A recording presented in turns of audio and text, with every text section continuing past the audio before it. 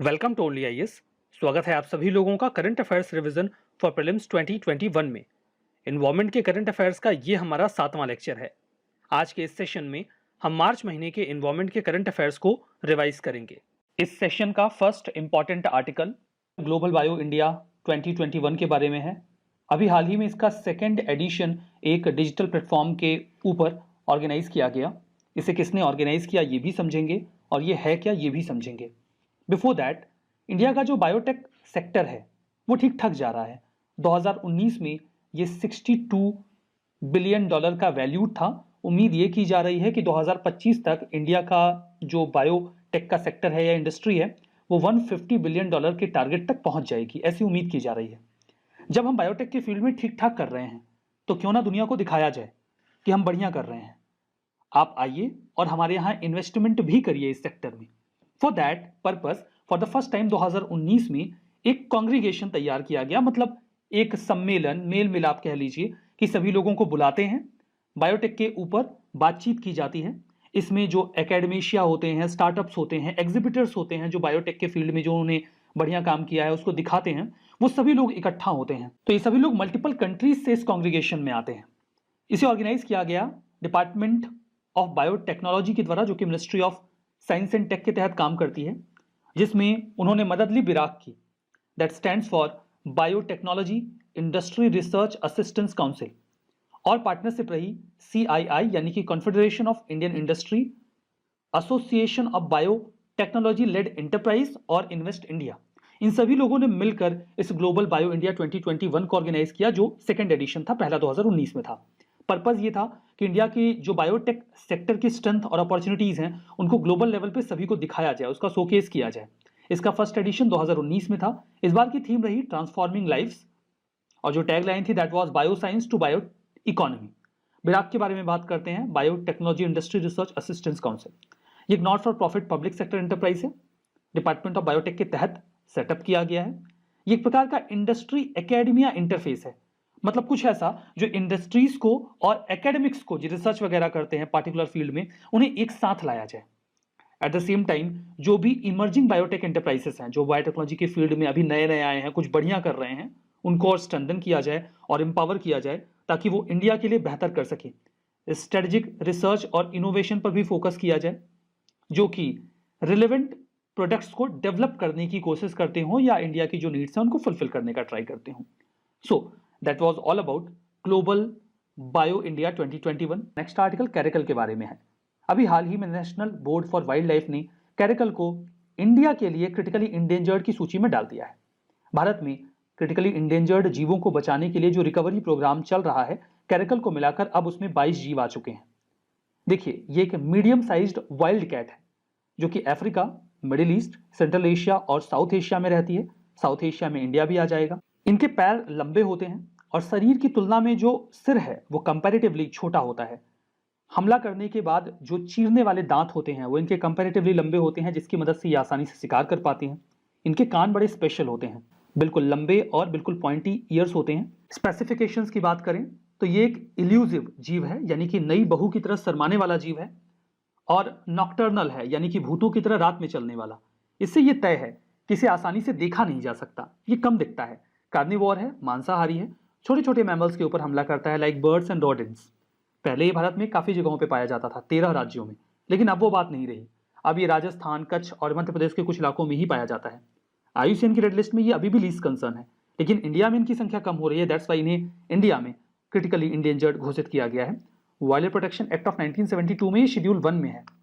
Sites में जाएंगे तो अपेंडिक्स 1 में है एशियन पॉपुलेशन, चूंकि ये कंपैरेटिवली थ्रेट में है या फिर कम है, जबकि बाकी जगहों की पॉपुलेशन अपेंडिक्स 2 में है। सिग्निफिकेंस की बात करें तो काफी फ्लेक्सिबल होता है और उड़ती हुई चिड़िया को जंप करके पकड़ने के लिए जाना जाता है। देखिए, इसका नाम एक टर्किश वर्ड काराकुलाब होता है, जिसका मतलब होता है काले कान, उसी से इसका नाम निकाला गया है। और इंडिया में से कई सारी जगहों पे सिया घोष भी कहा जाता है, वो भी पर्शियन वर्ड है ब्लैक ईयर्स के लिए।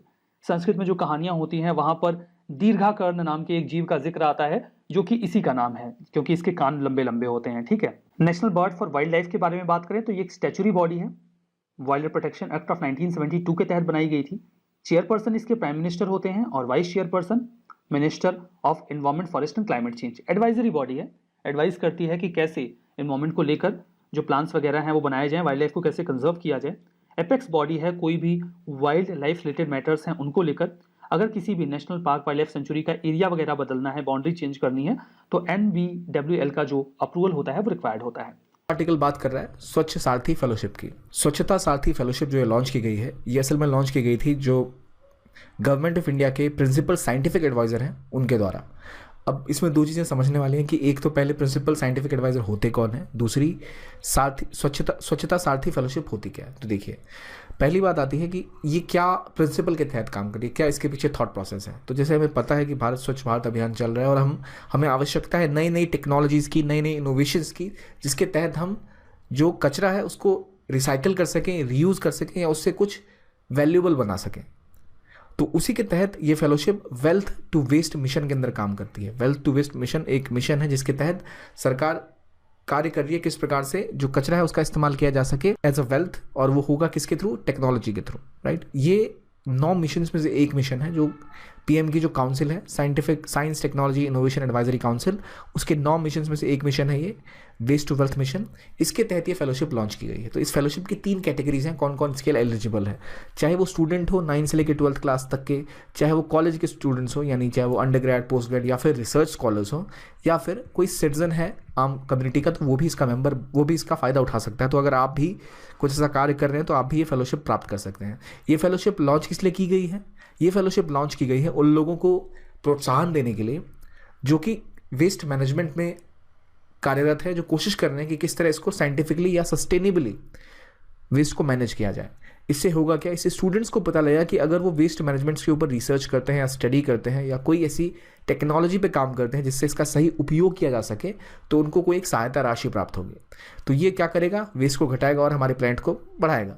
तो इसके तहत कोशिश की गई है कि गवर्नमेंट सिर्फ सफाई करनी है इसके नहीं, सफाई के बाद जो अगला स्टेप है, जो वेस्ट जनरेट हो चुका है, उस वेस्ट को कैसे रिसाइकल, रीयूज़ किया जाए, उसको कैसे प्रोसेस किया जाए, उसके बारे में बात कर रही है। तो जो वेस्ट टू वेल्थ मिशन है, जैसे मैंने आपको पहले बताया, 9 मिशनों में से एक मिशन है।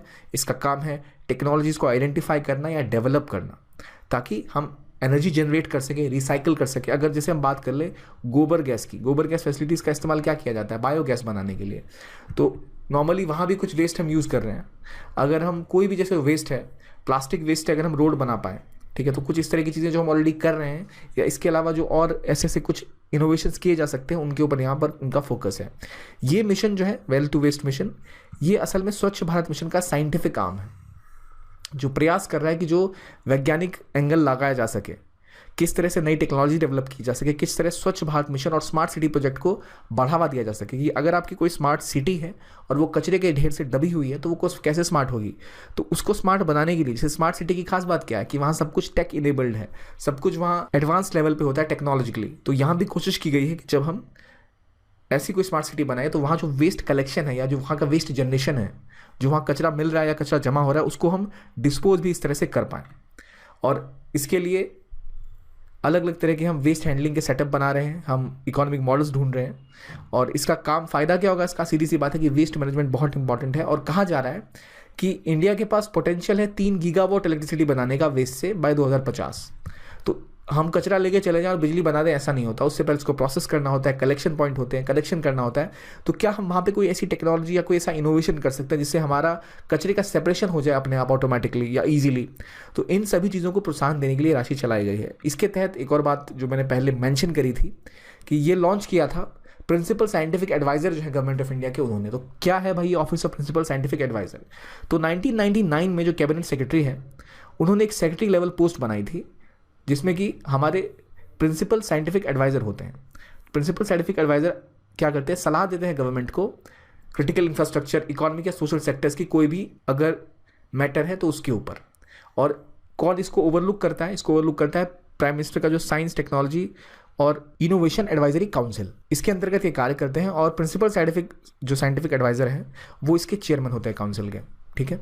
तो हमें पता लग गया क्या है भाई, क्या कहानी है। और ये इनका काम क्या है, साइंस एंड टेक के डोमेन में जो चैलेंजेस हैं, किस तरह से हम उसको नई पॉलिसीज़ बना के, किस तरह लॉन्ग और मिड टर्म सॉल्यूशंस या इंटरवेंशंस करके, किस तरह हम हस्तक्षेप करके भी बदलाव कर सकते हैं, इनोवेशन को बढ़ावा दे सकते हैं। यही कोर मिशन है। करते हैं हिमालयन सिरों की। ये मेनलैंड सिरोज की एक सब स्पीसीज है। इसे आप बूझो तो जाने टाइप्स ऑफ जीव कह सकते हैं, क्योंकि ये एक प्रकार का क्रॉस है गोट, डोंकी, काव और पिग का। मतलब इसमें आपको चारों के ही फीचर्स मिल जाएंगे। कई तरीके की स्पीसीज पूरी दुनिया में पाई जाती है हिमालयन सिरो की। इनमें से लगभग सारी एशिया में मिल जाएंगी आपको, लेकिन हिमालयन सिरो केवल हिमालयन रीजन में ही रिस्ट्रिक्टेड है। ये यूजुअली 2000 मीटर की हाइट पर रहना पसंद करते हैं, 2000 से 4000 मीटर की हाइट पर। ये सेंट्रल, ईस्टर्न और वेस्टर्न हिमालयाज में तो पाए जाते हैं, लेकिन ट्रांस हिमालयन रीजन में नहीं। ये हर्बीवोरस हैं, शाकाहारी होते हैं, IUCN के रेड लिस्ट में वल्नरेबल हैं, साइट्स के अपेंडिक्स 1 में है, वाइल्ड प्रोटेक्शन एक्ट ऑफ 1972 के शेड्यूल 1 में है। इनकी पॉपुलेशन को खतरा है क्योंकि इनका हैबिटेट कम हो रहा है, पॉपुलेशन साइज डिक्लाइन कर रही है। इनका जो नेचुरल एरिया है वो लगातार डिक्लाइन करने की वजह से ये सारी दिक्कतें हो रही हैं। Manas national park UNESCO world heritage site है। प्रोजेक्ट टाइगर रिजर्व के तहत इसे टाइगर रिजर्व डिक्लेयर किया गया था। ये एक एलिफेंट रिजर्व और बायोस्फीयर रिजर्व भी है। हिमालयन फुटहिल्स में सिचुएटेड है, आसाम में। ये देखिए, जो रॉयल मानस नेशनल पार्क है भूटान का, उसके साथ लगभग जुड़ जाता है। मानस रिवर इससे होकर गुजरती है, इसी वजह से इसका नाम मानस नेशनल पार्क रखा गया है। कई तरीके के जीव आपको यहां पर मिल जाएंगे। आसाम रूफ टर्टल, हिस्पिट, हेयर या गोल्डन लंगूर, पिग्मी हॉग और काफ़ी फेमस पॉपुलेशन यहाँ पर आपको वाइल्ड वाटर बफेलो की मिलेगी। मानस रिवर इस पार्क के वेस्ट से होकर गुजरती है। ये ब्रह्मपुत्रा रिवर की एक बहुत ही महत्वपूर्ण ट्रिब्यूटरी है। तो ये सारी बातें हिमालयन सिरो के बारे में। हमारा next article world wild life day के बारे में है। वर्ल्ड वाइल्ड लाइफ डे को 3 मार्च को सेलिब्रेट किया जाता है। यूनाइटेड नेशंस जनरल असेंबली ने 2013 में ये डिसाइड किया कि जिस दिन हमने साइट्स को अडॉप्ट किया था, यानी कि 3 मार्च 1973 में इसे अडॉप्ट किया गया था, तो 3 मार्च को हम वर्ल्ड वाइल्ड लाइफ डे के रूप में सेलिब्रेट करेंगे। साइट्स का फुल फॉर्म है convention on international trade in endangered species of wild fauna and flora. इस बार की थीम थी forest and livelihood sustaining people and planet. Sites के बारे में बात करते हैं। इसे वॉशिंगटन कन्वेंशन के नाम से भी पुकारा जाता है। एक प्रकार का इंटरनेशनल एग्रीमेंट है। ऐसे जीव जो खतरे में हैं, जिनका सर्वाइवल थ्रेटेंड है, उनको उनके व्यापार के लिए मारा ना जाए, इसे रोकने का प्रयास किया जाता है साइट्स के द्वारा। 1975 में ये फोर्स में आया। 183 इसकी पार्टीज हैं। इनके जो भी प्रोविजंस होते हैं वो लीगली बाइंडिंग होते हैं और सभी कंट्रीज को उनको फॉलो करने के लिए अपने यहाँ कानून बनाने होते हैं। इसमें अपेंडिक्स 1 जो है वो ऐसे जीवों की सूची रखता है जो खतरे में हैं और एक्सटिंक्ट हो सकते हैं। उनके किसी भी बॉडी पार्ट का जो व्यापार है वो बहुत ही एक्सेप्शनल सर्कमस्टेंसेस में अलाउ होता है, जब बहुत ही स्पेसिफिक केस हो, नहीं तो वो बिल्कुल प्रोहिबिटेड होता है। अपेंडिक्स 2 में ऐसे जीवों को रखा जाता है जो बहुत खतरे में तो नहीं है कि एक्सटिंक्ट हो जाएंगे, लेकिन फिर भी अगर उनके व्यापार को नहीं रोका गया तो उनके सर्वाइवल पे खतरा हो सकता है। अपेंडिक्स 3 में ऐसे जीवों की सूची रखी जाती है जो किसी भी एक कंट्री में प्रोटेक्टेड है और वो देश बाकी देशों से ऐसा निवेदन करता है कि सभी लोग इसके व्यापार को रोकें ताकि इसे मारने से रोका जाए। जो भी पोचर्स हैं उनके द्वारा उन्हें मार दिया जाता है, उससे रोक लिया जाए और प्रोटेक्ट किया जाए। ये सारी बातें साइट्स के बारे में। वो सिमलीपाल बायोस्फीयर रिजर्व में फॉरेस्ट फायर के बारे में है। तो कॉन्टेक्स्ट ये है कि अभी हाल ही में एक मैसिव फॉरेस्ट फायर देखने को मिला है सिमलीपाल बायोस्फीयर रिजर्व में, जो कि उड़ीसा में सिचुएटेड है। हालांकि बायोस्फीयर रिजर्व का जो कोर एरिया है वो अभी तक इससे प्रभावित नहीं हुआ है, लेकिन फिर भी इससे काफ़ी ज़्यादा नुकसान हो रहा है फ्लोरा को भी और फौना को भी। सबसे पहले आप लोकेशन देखिए ये है इंडिया का मैप और इंडिया के मैप में ये है उड़ीसा। उड़ीसा के नदर्न पार्ट में आपको यहाँ पर Simlipal national park biosphere reserve मिलेगा। बात करते हैं सिमलीपाल के बारे में। तो सिमलीपाल ये जो नाम है वो सिमुल नाम के एक पेड़ से डिराइव किया गया है, जो कि एक प्रकार का सिल्क कॉटन होता है। ये पेड़ कुछ ऐसा दिखता है जिसमें रेड कलर के ऐसे फ्लावर्स होते हैं। इसी के नाम पर इस नेशनल पार्क का नाम सिमलीपाल नेशनल पार्क रखा गया है। ये एक प्रकार का टाइगर रिजर्व भी है जो कि उड़ीसा के मयूरभंज डिस्ट्रिक्ट में सिचुएटेड है। 1994 में इसे बायोस्फीयर रिजर्व का दर्जा भी दे दिया गया है गवर्नमेंट ऑफ इंडिया के द्वारा। यूनेस्को के world network of biosphere reserve में भी ये 2009 में ही शामिल कर लिया गया था। देखिए, मयूरभंज एलिफेंट रिजर्व का भी हिस्सा है ये Similipal biosphere reserve. Similipal, Kuldiha, Hadgarh elephant reserve है। इसमें देखिए 3 प्रोटेक्टेड एरियाज आते हैं। सिमलीपाल टाइगर रिजर्व जिसकी हम बात कर रहे हैं, इसके अलावा हथगढ़ वाइल्ड लाइफ सेंचुरी और Kuldiha wild life sanctuary. Vegetation की बात करें तो सिमलीपाल में लगभग 1076 फ्लावरिंग प्लांट की स्पीसीज आपको मिलेंगी और 96 स्पीसीज ऑर्चिड्स की मिल जाएंगी। वाइल्ड लाइफ की बात करें तो यहाँ पर टाइगर्स, एलिफेंट्स मिल जाएंगे। अपार्ट फ्रॉम दैट 304 स्पीसीज आपको बर्ड्स की, 20 स्पीसीज एम्फीबियंस की और 62 स्पीसीज रेप्टाइल्स की सिमलीपाल बायोस्फीयर रिजर्व में देखने को मिल सकती हैं। ट्राइब्स की बात करें तो यहाँ पर आपको एरेंगा, खरियास और मैनकिर्दियास, ये 2 ट्राइब्स मिलेंगी जो कि अभी भी ट्रेडिशनल एग्रीकल्चरल एक्टिविटीज़ में इन्वॉल्व रहते हैं, यानी कि सीड्स और टिम्बर को कलेक्ट करते हैं, वही उनकी आजीविका का साधन है। उड़ीसा में और कौन से प्रोटेक्टेड एरियाज हैं? नेशनल पार्क में भितरकनिका नेशनल पार्क भी आपको उड़ीसा में ही मिलेगा। कई सारी वाइल्ड लाइफ सेंचुरी हैं लाइक बद्रमा, चिल्का, हथगढ़, बैसीपल्ली, कोटागढ़, नंदनकानन, लाखरी वैली और गहिरमाथा, ये सभी वाइल्ड लाइफ सेंचुरीज आपको उड़ीसा में ही मिलेंगी। देखिए, सिमलीपाल बायोस्फीयर रिजर्व में ये आग लगने का कारण क्या है, इस पर अभी कोई क्लैरिफिकेशन तो नहीं है, लेकिन संभावना ये जताई जा रही है कि अचानक से गर्मी बढ़ी है और उड़ीसा के कई सारे जिलों में जो टेम्परेचर है वो सामान्य से काफी ज्यादा चला गया। ये एक संभावित कारण हो सकता है इस फॉरेस्ट फायर के होने का। हमारा next article nationally determined contribution synthesis report के बारे में है। UNFCCC ने अभी हाल ही में, यानी कि UN framework convention on climate change ने एक रिपोर्ट पब्लिश की, NDC सिंथेसिस रिपोर्ट। इस रिपोर्ट में उन्होंने जो डेटा 31 दिसंबर 2020 तक 75 पार्टीज की तरफ सबमिट किया गया था UNFCCC को, उसे ओवरव्यू किया, जिसमें 48 NDCs का जिक्र था, 48 नेशनली डिटरमाइंड कॉन्ट्रीब्यूशंस का। ये देश जिन्होंने अपनी ये NDC की रिपोर्ट सबमिट करी UNFCCC को, ये पूरी दुनिया में 30% ग्लोबल ग्रीन हाउस गैस का एमिशन करते हैं। तो उन्होंने इन रिपोर्ट्स को इवेल्युएट किया, जो डेटा सबमिट किया गया था उसे एनालाइज किया और उसी के एनालिसिस को पब्लिश किया। फाइंडिंग्स में यह मिला कि यूके और यूरोपियन यूनियन ही ऐसे रीजन्स हैं 18 वर्ल्ड के बिगेस्ट एमिटर्स में से जिन्होंने अपने green house gas reduction targets को काफी अच्छे तरीके से बढ़ाया है। बाकी लोगों ने अच्छे से बढ़ाया नहीं। जो दुनिया के 16 बड़े एमिटर्स हैं उन्होंने या तो अपने इमिशन रिडक्शन टारगेट्स को बढ़ाया ही नहीं या बहुत कम बढ़ाया। UNFCCC ने यह कहा कि अगर हम चाहते हैं कि हम पेरिस क्लाइमेट चेंज का जो एग्रीमेंट का टारगेट है, जिसमें हमने कहा कि हम प्री इंडस्ट्रियल एरा से जो ग्लोबल टेम्परेचर है उसे 2 डिग्री सेल्सियस से ज्यादा नहीं बढ़ने देंगे, कोशिश करेंगे कि 1.5 डिग्री सेल्सियस से ज्यादा ना बढ़ने दें। इसे अचीव करने के लिए हमें और एम्बिशियस क्लाइमेट चेंज टारगेट्स लेने होंगे। बात करते हैं UNFCCC की। ये United Nations framework convention on climate change, जो इसका फुल फॉर्म है, ये क्लाइमेट चेंज को मिटिगेट करने का एक इनिशिएटिव है। UNFCCC ये जो कन्वेंशन है ये 1992 में आया था, रियो डी जेनेरियो यानी कि ब्राजील में, इसीलिए इसे रियो समिट कहा जाता है, अर्थ समिट कहा जाता है। इसका उद्देश्य क्लाइमेट चेंज को रोकना है, जिसके लिए ग्रीन हाउस गैसेस को कम करना होगा। लगभग यूनिवर्सल मेंबरशिप है, 197 पार्टीज हैं इसकी। ये 2015 के पेरिस एग्रीमेंट की भी पेरेंट ट्रीटी है और 1997 में जो क्योटो प्रोटोकॉल आया था उसकी भी पेरेंट ट्रीटी है। मतलब ये दोनों ही एग्रीमेंट और प्रोटोकॉल इसी UNFCCC पर ही बेस्ड है। इसका सेक्रेटेरिएट जर्मनी के बॉन में है। ये ग्रीन हाउस गैस के कॉन्सेंट्रेशन को कम करने की कोशिश करते हैं।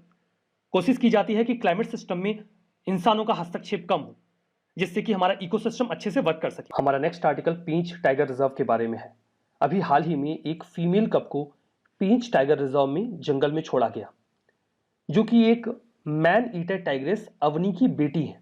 फीमेल कब है ना, जो अवनी थी वो बहुत ही खतरनाक थी। उन्हें इंसानों से बहुत ज्यादा प्यार था, तो वो उन्हें मार के खा जाया करती थी। लगभग 13 लोगों को मारने का आरोप रहा है अवनी के ऊपर। बाद में 2018 में इनको मार दिया गया था। तो जो इनके छोटे बच्चे थे उनका क्या किया जाए, तो उन्हें इन सीटू कंजर्वेशन में रखा गया। इन सीटू कंजर्वेशन का मतलब होता है कि किसी जू में या फिर जूलॉजिकल गार्डन में उन्हें केयर किया जाता है। अब जब वो बच्चे बड़े हो रहे हैं तो फिर उनको जंगल में छोड़ा जा रहा है। उम्मीद की जा रही है कि ये जो फीमेल कब है इन्हें इंसानों से वैसे ही प्यार नहीं होगा जैसे कि इनकी माँ अवनी को हुआ करता था, और ये इंसानों को मारकर नहीं खाएंगी। ज्यादातर जंगल में जैसे शेर और शेरनी शिकार किया करते हैं वैसे ही करेंगी। बात करते हैं पेंच टाइगर रिजर्व के बारे में। देखिए, वैसे तो ये 2 राज्यों में फैला हुआ है, मध्य प्रदेश और इसका कुछ हिस्सा आपको महाराष्ट्र में भी मिलेगा। लेकिन जब हम पेंच टाइगर रिजर्व की बात करते हैं तो यह आपको लार्जली मध्य प्रदेश में मिलता है, जो कि बहुत ही पुरानी नदी पेंच नदी के नाम पर इस टाइगर रिजर्व का नाम भी रखा गया है। पेंच को एक सेंचुरी के रूप में नोटिफाई किया गया 1965 में, लेकिन 1975 में इनका प्रमोशन कर दिया गया। इन्हें प्रमोट करके नेशनल पार्क का दर्जा दे दिया गया और 1992 में इनका जो डिपार्टमेंट है वो बदल दिया गया, यानी कि इनको एक टाइगर रिजर्व का भी दर्जा दे दिया गया और प्रोजेक्ट टाइगर के तहत अब यहां पर जो कंजर्वेशन का काम है वो चल रहा है। मैप में अगर आप लोकेशन स्पेसिफिकली पेंच टाइगर रिजर्व की देखना चाहें तो देखिए यहां पर आपको ये मध्य प्रदेश है और बिल्कुल इसके सदर्न पार्ट में यहां पर पेंच टाइगर रिजर्व मिलेगा। यहां पर देखिए ये मध्य प्रदेश है और बिल्कुल इसके सदर्न पार्ट में ये पूरा पेंच टाइगर रिजर्व आपको दिखाई पड़ रहा है। नेक्स्ट आर्टिकल व्हेल शार्क के बारे में है। उड़ीसा के मछुआरों ने इस हफ्ते में दूसरी बार एक व्हेल शार्क को बचाया। यह है क्या? यह धरती पर पाया जाने वाला सबसे बड़ा जलीय जीव है। यह लगभग 130 सालों तक जिंदा रहता है। स्पेसिफिकेशन यह है कि इसकी बॉडी पर आपको व्हाइट कलर के डॉट्स दिखते हैं, जैसा कि आप यहां भी देख सकते हैं। बाकी आप इस इमेज में भी इसे क्लियरली देख सकते हैं। अब देखिए ये प्लैंकटन्स पे फीड करते हैं। प्लैंकटन्स छोटे छोटे जीव होते हैं जो समंदर में पाए जाते हैं, जो कई सारी छोटी और बड़ी मछलियों का भोजन होते हैं। ये प्लैंकटन्स हैं, ग्रुप ऑफ ऑर्गेनिजम्स हैं, माइक्रो ऑर्गेनिज्म, जो छोटे छोटे ऑर्गेनिजम्स होते हैं उनकी बात कर रहे हैं। क्योंकि ये साइज में बहुत बड़े होते हैं तो काफी दूरी तय करते हैं अपने साइज के मुताबिक खाना इकट्ठा करने के लिए। ये 10 मीटर की लेंथ तक यूजुअली बड़े हो जाते हैं। जो सबसे बड़ी व्हेल शार्क है वो 18 मीटर के आसपास आइडेंटिफाई की गई है। इनका वेट लगभग 20 टन तक का हो सकता है। जो व्हेल शार्क होते हैं वो लगभग सभी ट्रॉपिकल ओशियंस में पाए जाते हैं। इनफैक्ट इंडिया के कोस्ट पर भी पाए जाते हैं। प्रोटेक्शन स्टेटस की बात करें तो IUCN की रेड लिस्ट में ये इंडेंजर्ड है, साइट्स के अपेंडिक्स 2 में है, Indian wild life protection act of 1972 के शेड्यूल 1 में है। थ्रेट्स सिंपली इंसान, ऑयल एंड गैस ड्रिलिंग जो हम समंदर में करते हैं, शिपिंग लेन्स, ये सब इनके लिए खतरा है। आर्टिकल मियावाकी टेक्निक के बारे में है। मुंबई के ईस्टर्न सब अर्ब का जो एरिया है वहां पर अर्बन फॉरेस्ट को डेवलप किया गया मियावाकी टेक्निक का इस्तेमाल करके। कई बार यूपीएससी सिंपल क्वेश्चन पूछती है Miyawaki technique is associated with, किससे संबंधित है ना? ये एक प्रकार की अफॉरेस्टेशन टेक्निक है।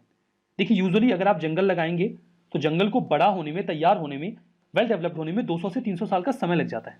लेकिन इस टेक्निक से आप महज 20 से 30 साल में डेंस फॉरेस्ट क्रिएट कर सकते हैं। ये आइडिया तैयार किया गया था अकीरा मियावाकी के द्वारा। जापानीज बॉटनिस्ट थे। 1980 में इन्होंने ये जो दशक था वहां पर उस दौरान इस टेक्निक को डेवलप किया था। इसमें छोटे एरिया में फॉरेस्ट को तैयार कर लिया जाता है। 2 से 3 साल में वो फॉरेस्ट इस कंडीशन में आ जाता है कि सेल्फ सस्टेनिंग हो जाता है। फिर आप पानी खाद देने मत जाइए, वो डेवलप होगा जैसे कि फॉरेस्ट डेवलप होते हैं।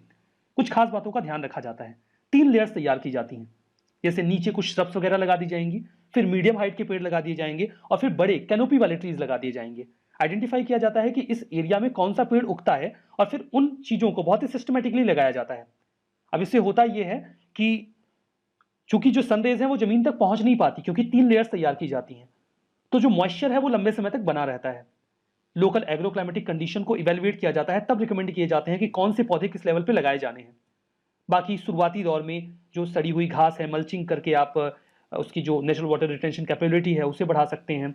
कुछ और भी चीजें इस्तेमाल कर सकते हैं like rice husk, organic compost, cow dung, ताकि इनिशियल ग्रोथ अच्छी हो जाए। 2 से 3 साल बाद वो वेल रेडी हो जाएंगे, वो अपने आप अपना सारा काम देख लेंगे और 20 से 30 सालों में वहां पर आपको एक डेंस फॉरेस्ट देखने को मिलेगा। हमारा नेक्स्ट आर्टिकल बेंजीन पोल्यूशन के बारे में है। अभी हाल ही में नेशनल ग्रीन ट्रिब्यूनल ने एक ज्वाइंट कमेटी को अपॉइंट किया था कुछ समय पहले केरला में एयर पोल्यूशन को स्टडी करने के लिए। उन्होंने कई सारे रिकमेंडेशंस दिए। एट द सेम टाइम बात बेंजीन पोल्यूशन की भी हुई। बेंजीन एक कलरलेस फ्लेमेबल लिक्विड होता है जिसका ओडोर यानी कि गंध स्वीट होती है। ये जैसे ही हवा के एक्सपोजर में आता है इवेपोरेट करने लग जाता है। बेंजीन नेचुरल प्रोसेस और ह्यूमन एक्टिविटीज दोनों से ही तैयार किया जा सकता है। नेचुरल सोर्स की बात करें तो वोल्केनोज और जो फॉरेस्ट फायर होता है उस दौरान बेंजीन एटमॉस्फेयर में रिलीज होता है। ये crude oil, gasoline, cigarette smoke इसका बहुत ही इंटीग्रल पार्ट होता है। यूज़ की बात करें तो कई सारी इंडस्ट्रीज में, स्पेसिफिकली केमिकल इंडस्ट्री में इसका इस्तेमाल होता है। क्रूड ऑयल का एक बहुत ही इंपॉर्टेंट पार्ट है गैसोलीन का भी। इसका इस्तेमाल plastic, synthetic fibre, rubber, lubricants, dyes, detergent, drugs and pesticides, इन सभी में इसका इस्तेमाल किया जाता है। अगर इंसान इसके प्रभाव में आ जाए तो हेल्थ इफेक्ट्स हो सकते हैं, एडवर्स हेल्थ इफेक्ट्स हो सकते हैं। कई तरीके की बीमारियां हो सकते हैं इंक्लूडिंग कैंसर और ब्लड डिसीज भी हो सकती है। नेक्स्ट आर्टिकल है वो energy efficiency enterprise certificate programme के बारे में है, यानी कि E3 सर्टिफिकेशन प्रोग्राम। ये प्रोग्राम लॉन्च किया गया है मिनिस्ट्री ऑफ पावर के द्वारा विद मैन्युफैक्चरिंग सेक्टर के लिए। देखिए अंदाजा लगा नहीं पाएंगे अगर पूछ लिया जाए कि किसने लॉन्च किया है, तो मिनिस्ट्री ऑफ पावर ने लॉन्च किया है। ये एक प्रकार की सर्टिफिकेशन स्कीम है जो ईंट को तैयार करते हैं, बर्न्ड क्ले ब्रिक, ईंट के भट्ठे आप कह लीजिए, उन्हें E3 सर्टिफिकेट दिया जाएगा अगर वो मैन्युफैक्चरिंग करते वक्त एनर्जी इफिशियंसी का ख्याल रखते हैं तो। Nodal agency bureau of energy efficiency होगी। उन्हें कुछ specific energy consumption performance criteria follow करना होगा, जिसके बाद उन्हें सर्टिफिकेशन प्रोवाइड करवा दिया जाएगा। जो लोग कंज्यूमर हैं उनसे कहा जाएगा कि वो ऐसे ईंट के भट्ठों से ईंटें खरीदें जहां पर कम एनर्जी का इस्तेमाल करके इन्हें तैयार किया जा रहा है। प्रोग्राम का सिग्निफिकेंस ये होगा कि जो ईंट के भट्ठे हैं वो एनर्जी इफिशिएंट टेक्नोलॉजीज की ओर जाने को लेकर इंसेंटिवाइज होंगे, और इससे जो एनर्जी कंजर्वेशन बिल्डिंग कोड है उसकी रिक्वायरमेंट को भी फुलफिल करने में मदद मिलेगी। कल प्रोजेक्ट रीहैब के बारे में है, जानते हैं ये क्या है। अभी हाल ही में khadi and village industries commission ने एक बहुत ही यूनिक प्रोजेक्ट लॉन्च किया है। नाम है प्रोजेक्ट रीहैब, फुल फॉर्म है reducing elephant human attack using बीज। देखिए, मधुमक्खियों की आवाज डेफिनेटली जो हाथी होते हैं वो पहचानते हैं, उन्हें पता भी होता है कि ये जीव काटेंगे, तो अगर कहीं पर मधुमक्खियां होती हैं तो हाथी वहां जाना पसंद नहीं करते। इसी चीज का इस्तेमाल किया जा रहा है एलिफेंट ह्यूमन कॉन्फ्लिक्ट को अवॉइड करने के लिए। इस प्रोजेक्ट के तहत बी बॉक्सेस इंस्टॉल किए जाएंगे, उनकी एक फेंसिंग तैयार कर दी जाएगी जहां कहीं पर भी हाथी बहुतायत मात्रा में रहते हैं, और अगर कोई ह्यूमन सेटलमेंट भी है तो उद्देश्य बिल्कुल ये है कि बी फेंसेस का निर्माण करके हम ह्यूमन एलिफेंट कॉन्फ्लिक्ट से बच सकें, और लोगों की जो जान जाती है उसमें भी कमी आएगी। कई बार इस अटैक के चलते हाथियों की जान चली जाती है, हम उसे भी अवॉइड कर सकें। इसे लॉन्च कहाँ किया गया? नागरहोल नेशनल पार्क, जो कि कर्नाटका में सिचुएटेड है, वहां पर 4 जगहों पर बी बॉक्सेस का इस्तेमाल करके फेंसिंग की गई, ताकि हम देख सकें कि हाथी इसके नज़दीक आ रहे हैं अथवा नहीं आ रहे हैं, ये काम करेगा कि नहीं करेगा। ये हमारे सदर्न इंडिया का मैप है। यहाँ पर आपको कर्नाटका में दिखेगा नागरहोल नेशनल पार्क, और बिल्कुल इसके नज़दीक में यहाँ पर आपको बंदीपुर नेशनल पार्क भी दिख जाएगा। देखिए, केवीआईसी का ही एक मिशन है, नेशनल हनी मिशन, उसके एक सब मिशन के तहत इस प्रोजेक्ट रिहैब को चलाया गया है। बात करते हैं नागरहोल नेशनल पार्क के बारे में। इसे राजीव गांधी नेशनल पार्क के नाम से भी पुकारा जाता है। 1955 में इन्हें अपॉइंटमेंट मिला था वाइल्ड लाइफ सेंचुरी के तौर पर, मतलब इसे वाइल्ड लाइफ सेंचुरी बनाया गया था। 1988 में इनका प्रमोशन कर दिया गया और ये बन गए नेशनल पार्क। 1988 में ये नेशनल पार्क बनता है, और 1999 में इन्हें शामिल कर लिया गया प्रोजेक्ट टाइगर के तहत, और ये बन गया भारत का 37वां टाइगर रिजर्व। वर्तमान में भारत में 51 टाइगर रिजर्व हैं। अगर आप इसकी लोकेशन देखेंगे तो ये आपको वेस्टर्न घाट में नीलगिरी बायोस्फीयर रिजर्व के एक पार्ट के तौर पर दिख जाएगा। अब नागरहोल नेशनल पार्क को नागरहोल कहते क्यों हैं? एक्चुअली में नागरहोल एक रिवर है जो इस पार्क से होकर फ्लो करती है, बाद में ये जाकर काबिनी नदी में मिल जाती है। ये जो काबिनी नदी है ये नागरहोल नेशनल पार्क और बंदीपुर नेशनल पार्क के बीच में बाउंड्री भी क्रिएट करती है। देखिए, ये बंदीपुर नेशनल पार्क की लोकेशन दिखाई गई है, यहाँ पर नागरहोल की, तो इसके बीच की बाउंड्री बनाती है ये काबिनी रिवर। यहाँ नेशनल की स्पेलिंग गलत है, आप इसे सही कर सकते हैं, NATIONAL, ठीक है। फ्लोरा की बात करें तो यहाँ पर आपको मॉइस्ट डेसिडुअस फॉरेस्ट, जिसमें प्रोमिनेंटली टीक और रोजवुड के पेड़ मिल जाएंगे।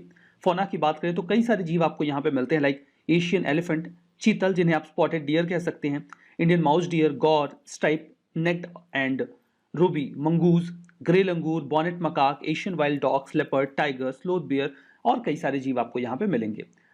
यहाँ पर बात करते हैं नेशनल हनी मिशन की। इसे केवीआईसी ने स्टार्ट किया है, khadi and village industries commission ने।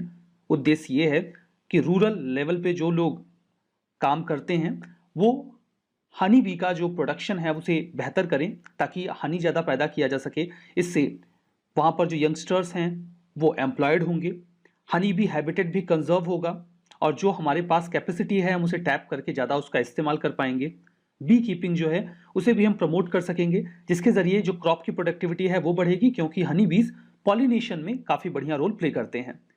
केवीआईसी के बारे में बात करें तो एक स्टैच्यूटरी बॉडी है, मतलब इसके लिए एक कानून आया होगा। उस कानून का नाम था khadi and village industries commission act. आया कब था? 1956 में। इनको काम दिया गया है कि ये प्लानिंग, प्रमोशन, ऑर्गेनाइजेशन और इम्प्लीमेंटेशन जो भी प्रोग्राम्स चल रहे हैं खादी और विलेज इंडस्ट्रीज के डेवलपमेंट के लिए उसको देखेंगे रूरल एरियाज में। एट द सेम टाइम जो बाकी के एजेंसीज हैं उनके साथ भी कोऑर्डिनेट करेंगे। ये ministry of micro, small and medium enterprises के तहत काम करते हैं। आई रिपीट, केवीआईसी वर्क करता है ministry of micro, small and medium enterprises के तहत। हमारा next article great Indian bustard के बारे में है। सुप्रीम कोर्ट ने भी हाल ही में ये कहा कि वो प्रायोरिटी बेसिस पर एग्जामिन करेंगे क्या कि राजस्थान और गुजरात के नेचुरल हैबिटेट में जो कोई भी ग्रेट इंडियन बस्टर्ड रहते हैं वहां पर जो ओवरहेड पावर केबल्स हैं, जो खंभों पे बिजली के तार जाते हैं, क्या उन्हें अगर हम जमीन के अंदर से लेकर जाएं, रिप्लेस कर दें, तो क्या ये बेहतर रहेगा? क्योंकि इन तारों की वजह से कई बार ग्रेट इंडियन बस्टर्ड का एक्सीडेंट हो जाता है और उनकी मौत हो जाती है, तो हम इन डेथ्स को रोक सकते हैं। इस जीव का साइंटिफिक नेम है एडियोटिस निग्रिसेप्स। ग्रेट इंडियन बस्टर्ड दुनिया की कुछ बहुत ही भारी उड़ने वाले पक्षियों में से एक है।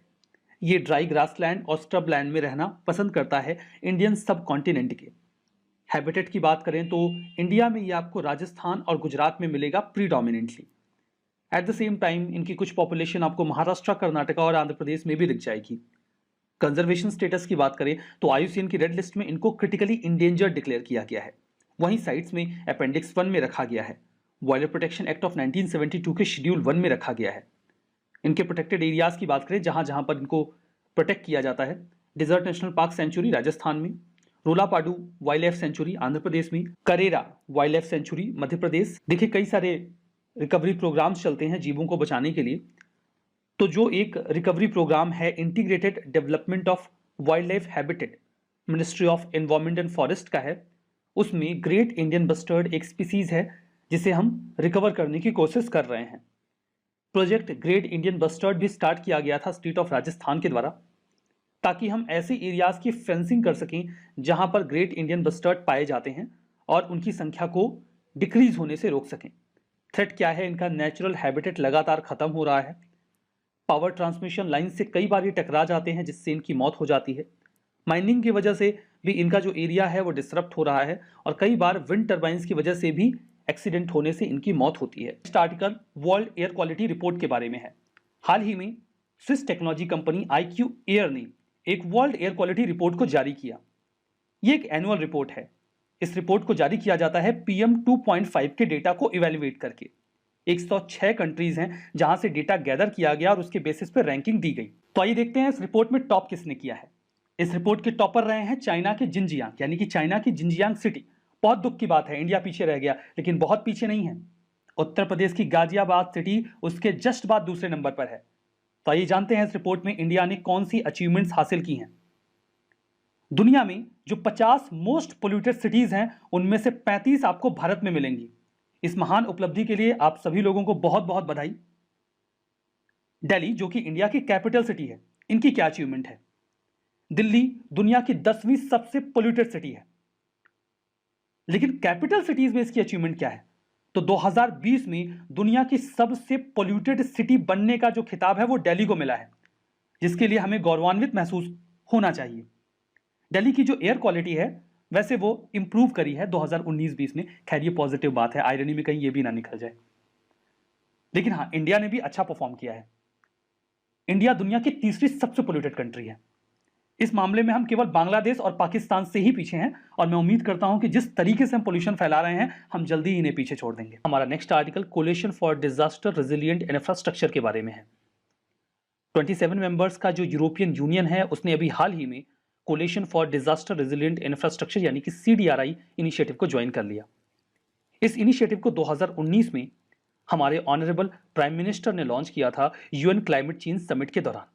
डिजास्टर रेजिलिएंट इंफ्रा का मतलब यह है कि अगर डिजास्टर आ जाता है उसके बाद वो इंफ्रा उसे कैसे हैंडल करता है और वापस से हम पूर्व स्थिति में या जो पहले की बढ़िया स्थिति थी उसमें कैसे आते हैं। मतलब डिजास्टर का जो स्ट्रेस है उसकी बियर करने की एबिलिटी उस इंफ्रा में कैसी है, वो उसके रेजिलियंस को पोर्ट्रे करता है। हम चाहते हैं कि हमारा जो इंफ्रा हो वो डिजास्टर्स को लेकर रेजिलियंट हो, उन्हें सहने की क्षमता रखता हो या उन्हें बेहतर तरीके से हैंडल करके अपनी पूर्व स्थिति में आने की क्षमता रखता हो। यहां पर देखिए ये एक multi stakeholder global partnership है जिसमें नेशनल गवर्नमेंट्स, UN की agencies, multilateral development banks, private sector, academic और नॉलेज इंस्टीट्यूशंस सभी इसमें पार्टिसिपेट करेंगे। पर्पस बिल्कुल सिंपल है, हमें जो नया और एग्जिस्टिंग इंफ्रा सिस्टम है उसे रेजिलिएंट बनाना है, क्लाइमेट को लेकर भी, डिजास्टर से होने वाले रिस्क को लेकर भी, ताकि इस इंफ्रा में डिजास्टर्स को सहने की ज्यादा क्षमता हो, वो उसके नुकसान को झेल सकता हो, ताकि हम सस्टेनेबल डेवलपमेंट को भी सपोर्ट कर सकें। ये जो कोलेशन है इसकी एक गवर्निंग काउंसिल है, ये हाईएस्ट पॉलिसी मेकिंग बॉडी है CDRI की। इसे को चेयर किया जाता है इंडिया के द्वारा। एट द सेम टाइम एक और नेशन होता है जिसे हर 2 साल पर रोटेशन के बेसिस पे नॉमिनेट किया जाता है। फंडिंग की बात करें तो पहले 5 सालों के लिए तो जो लार्जली फंडिंग की गई है वो इंडिया के द्वारा ही की गई है। कोई ऑब्लिगेशन नहीं है किसी के ऊपर। मतलब ये बढ़िया ऑर्गेनाइजेशन है, पैसा दोगे तभी आओगे ऐसा सिस्टम नहीं है। बाकी आपकी मर्जी, तो आप इन बिटवीन वॉलंटरी कंट्रीब्यूशन कर सकते हैं। सेक्रेटेरिएट इंडिया के न्यू दिल्ली में ही है। Next article Ranthambore tiger sanctuary के बारे में है। अभी हाल ही में न्यूज आई कि 6 टाइगर्स मिसिंग हैं रणथंभौर टाइगर सेंचुरी से। मिसिंग है, इसका क्या मतलब हुआ? गायब हो गए, एलियंस आए थे अपने साथ ले गए। कई सारे टाइगर कंजर्वेशन ग्रुप्स का ऐसा मानना है कि इनकी पोचिंग की गई है, इन्हें जान से मार दिया गया है। लेकिन फॉरेस्ट डिपार्टमेंट अभी तक ये मानने को तैयार नहीं। वो मिसिंग का पैम्फलेट लेकर घूम रहे हैं। एनटीसीए क्या कर रहा है? नेशनल टाइगर कंजर्वेशन अथॉरिटी, जो ministry of environment, forest and climate change के तहत काम करता है, उन्होंने वही किया जो लाखों करोड़ों साल से होता आ रहा है। एक कमेटी बना दी। वो कमेटी इस पूरे मामले की जांच पड़ताल करेगी और अपनी रिपोर्ट तब तक तो दे ही देगी जब तक आप इस पूरे मामले को भूल जाएं। बात करते हैं रणथंभौर टाइगर सेंचुरी के बारे में। ये टाइगर रिजर्व आपको राजस्थान की ईस्टर्न पार्ट में मिलेगा। लोकेशन मैप में देखिए, ये राजस्थान का मैप है और यहाँ पर इसकी लोकेशन है रणथंभौर टाइगर सेंचुरी की। ये आपको अरावली और विंध्य हिल रेंजेस के जंक्शन पर दिखेगा। यहाँ पर इसी प्रेमाइस में आपको रणथंभौर नेशनल पार्क, सवाई मानसिंह और केवलादेव सेंचुरीज भी मिल जाएंगी। रणथंभौर फोर्ट आपको इसी सेंचुरी में मिलेगा। काफी पुराना किला है, इसका 1000 साल पुराना इतिहास है। एक 700 फीट ऊंची पहाड़ी पर यह सिचुएटेड है पार्क में, वहीं से ये रिजर्व अपना नाम डिराइव करता है। मान्यता यह है कि 944 एडी में चौहान रूलर्स ने इसे बनाया था।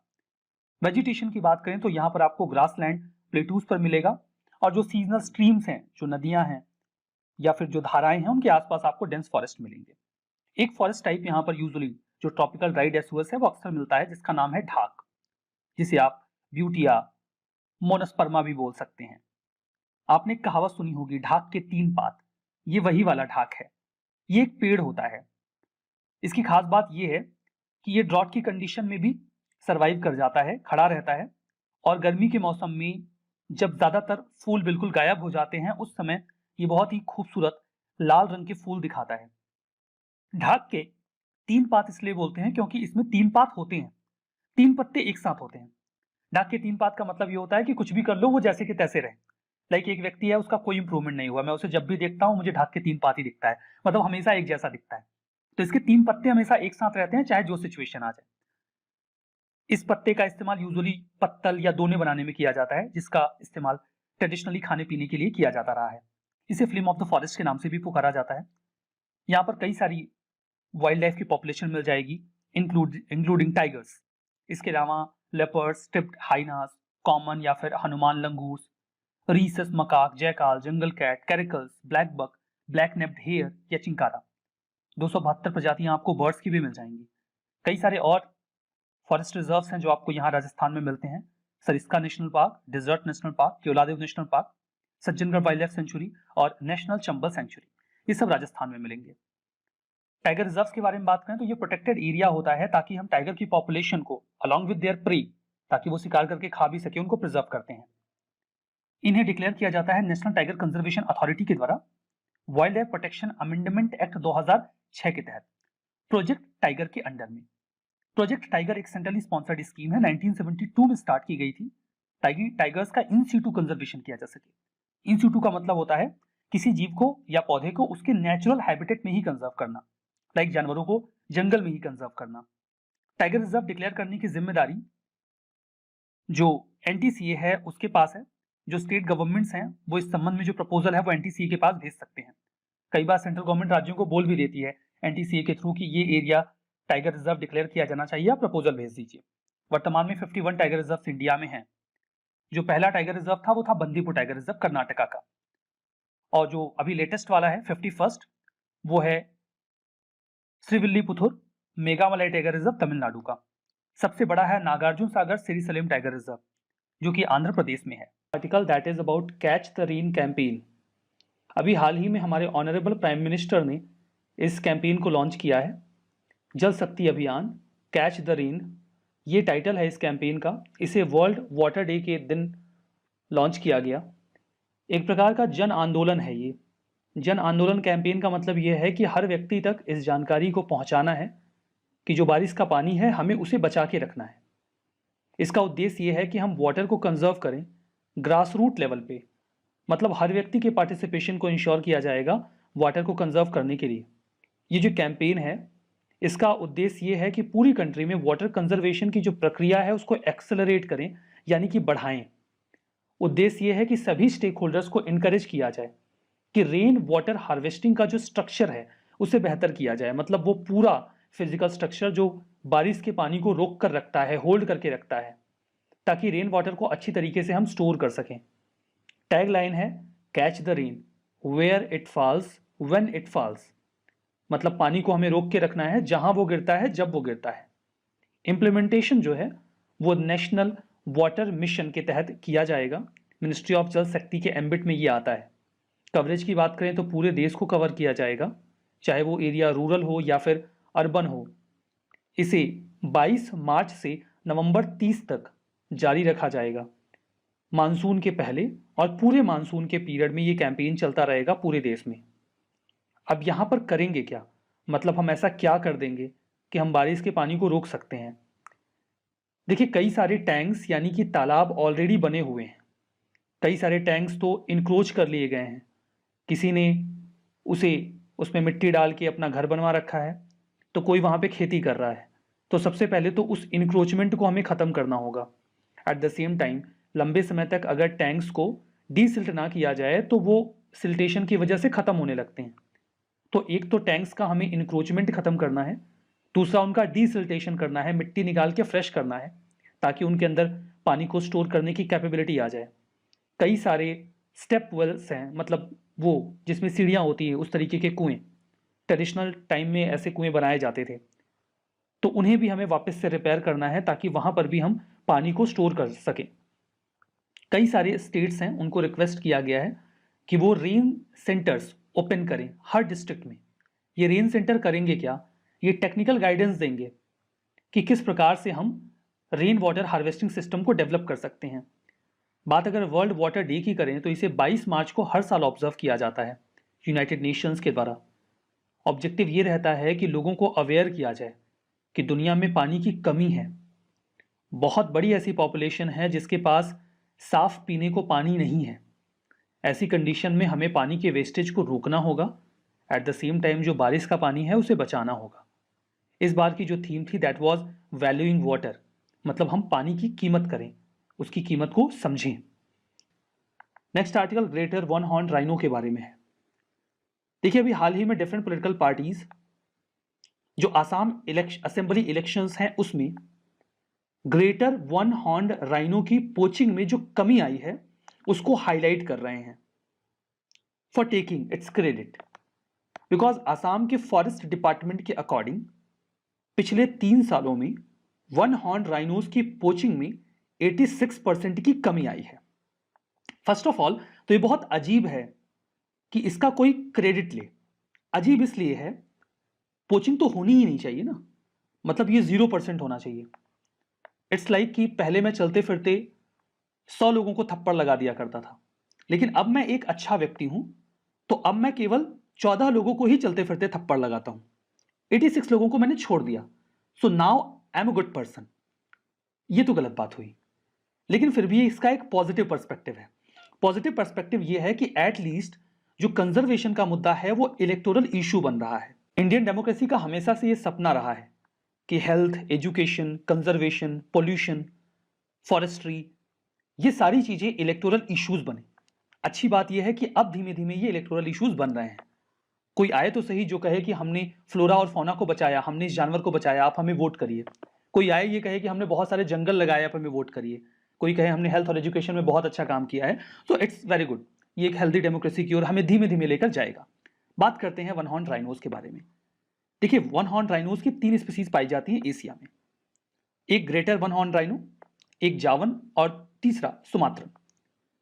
अब यहां पर इंडिया में आपको केवल ग्रेट वन हॉर्न राइनोज ही मिलेंगे। इन्हें इंडियन राइनो भी कहा जाता है और राइनो की स्पीसीज में ये सबसे बड़े होते हैं। इन्हें सिंगल, अगर आप देखेंगे तो आपको एक सिंगल ब्लैक हॉर्न मिलेगा, एक सींग मिलेगी। हालांकि एक छोटी सी ग्रे ब्राउन सींग भी होती है जो हिडन होती है स्किन्स में, छोटी सी होती है। प्राइमरली ये जो भी चारा इन्हें ग्रास वगैरह मिल जाती है या पत्तियां मिल जाती हैं, ब्रांचेस मिल जाती हैं, उनको ये चर लेते हैं, खा पी लेते हैं। फ्रूट्स या एक्वेटिक प्लांट्स मिल गए तो अपना काम चला लेते हैं। प्रोटेक्शन स्टेटस की बात करें तो जावन और सुमात्रन राइनोज जो हैं वो आईयूसीएन की रेड लिस्ट में क्रिटिकली इंडेंजर्ड हैं, जबकि ग्रेट वन हॉर्न राइनो जो हैं वो वल्नरेबल हैं। साइट्स के अपेंडिक्स 1 में ये तीन के तीनों ही आते हैं, मतलब इनके ट्रेड को स्ट्रिक्टली रोका जाता है। ग्रेटर वन हॉर्न राइनोज जो हैं उन्हें इंडिया के wild life protection act of 1972 के शेड्यूल 1 में रखा गया है। हैबिटेट की बात करें तो ये बहुत छोटे हैबिटेट में रहते हैं। इंडिया नेपाल का जो तराई रीजन है वहां पर, वेस्ट बंगाल और असम का जो नदर्न पार्ट है वहां पर ही आपको मिल जाएंगे। इंडिया में राइनोज मेनली आपको 3 राज्यों में मिलते हैं, आसाम, वेस्ट बंगाल और उत्तर प्रदेश। आसाम में इनकी पॉपुलेशन अप्रोक्सीमेटली 2640 है, 2640, जो 4 प्रोटेक्टेड एरियाज में फैले हुए हैं। 2000 Pobitora wild life sanctuary, Rajiv Gandhi Orang national park, Kaziranga national park and Manas national park, जिनमें से बहुत बड़ी पॉपुलेशन जो है 2400, वो तो आपको अकेले काजीरंगा नेशनल पार्क में मिलेगी, जो कि एक टाइगर रिजर्व भी है। थ्रेट की बात करें तो सबसे बड़ा खतरा इनको इंसानों से है। इनकी सींग के लिए इनके ऊपर हमला करके इन्हें मार दिया जाता है। हैबिटेट लॉस हो रहा है धीमे धीमे। पॉपुलेशन डेंसिटी जब भी कम होगी तो जेनेटिक डाइवर्सिटी घटेगी, जिससे किसी भी स्पीसीज के कम होने का खतरा बढ़ता है। तो पॉपुलेशन डेंसिटी कम हो रही है। 1900 के दशक में तो ऐसा हुआ था कि इनकी जो पॉपुलेशन थी वो महज 200 बची थी।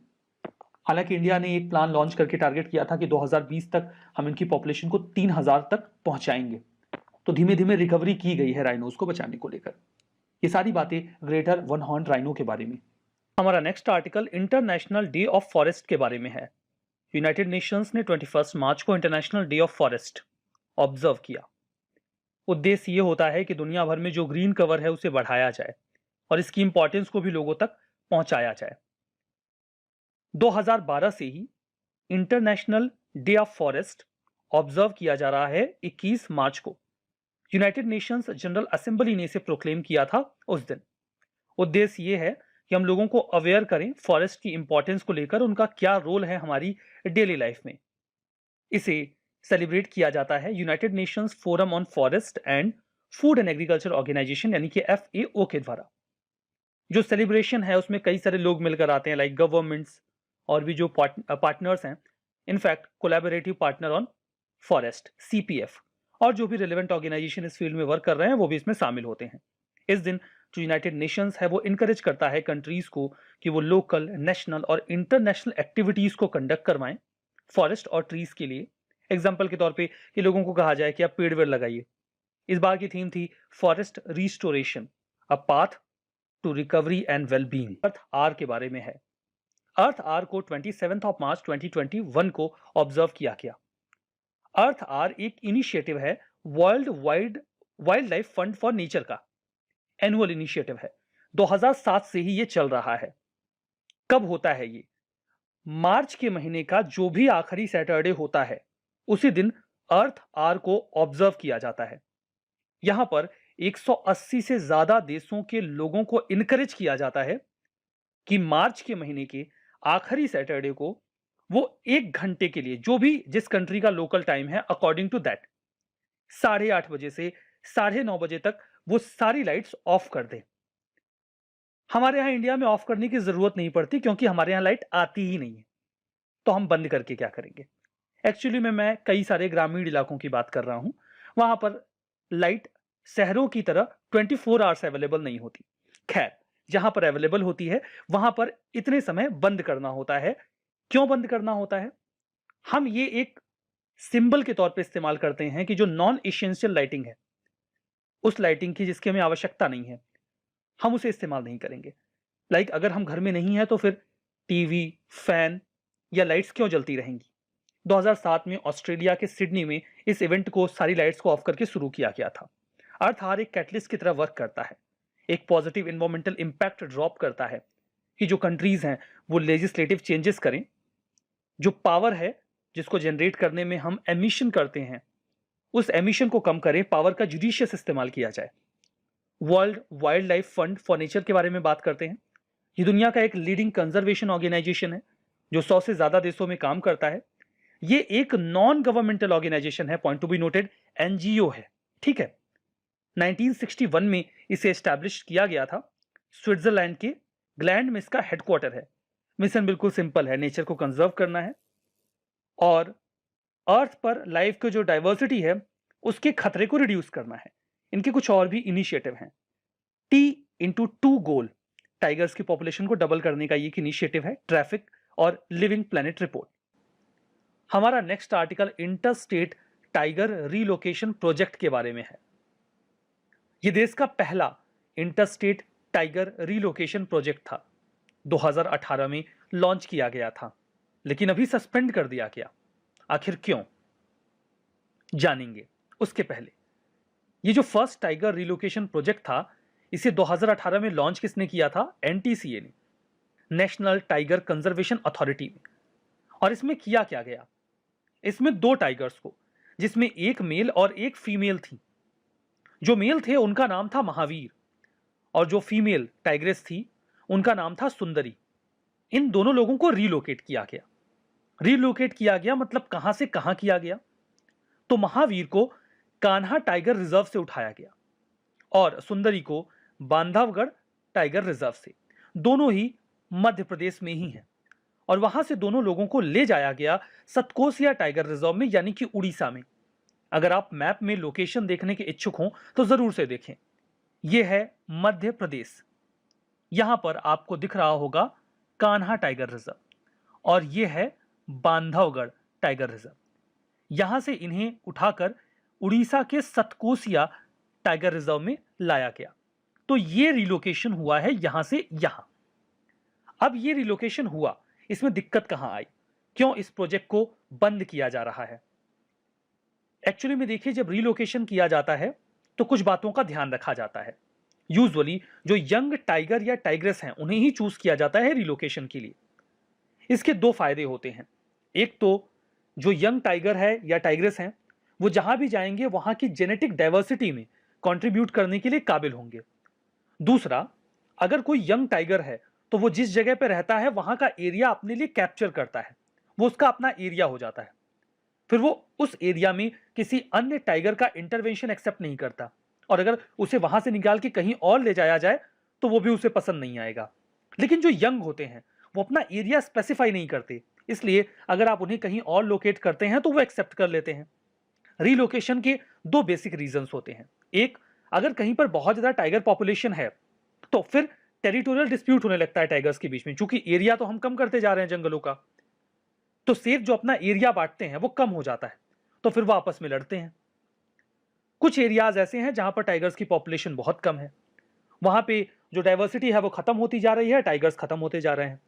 तो अगर हम ऐसे एरियाज जहां पर टाइगर्स की पॉपुलेशन ज्यादा है वहां से टाइगर्स को निकालेंगे तो वहां पर टाइगर्स के बीच में जो टेरिटोरियल डिस्प्यूट होता है, जो अपना एरिया वो डिसाइड करते हैं, उसमें कम दिक्कत होगी। और दूसरा, जो नया एरिया है वहां पर टाइगर्स की संख्या बढ़ेगी, डाइवर्सिटी बढ़ेगी, उनके एक्सटिंक्ट होने का खतरा भी कम होगा। ये फायदे होते हैं। लेकिन ये फायदा हमें दिखा नहीं जब ये 2018 का रिलोकेशन प्रोजेक्ट चलाया गया। महावीर को जब सतकोसिया टाइगर रिजर्व में लाया गया, महावीर यंग थे, मेल टाइगर थे ये।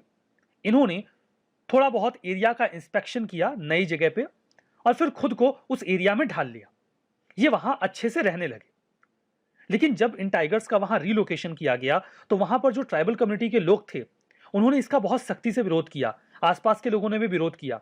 उन्हें लगा कि नए टाइगर्स आएंगे तो उनकी जान माल को खतरा होगा।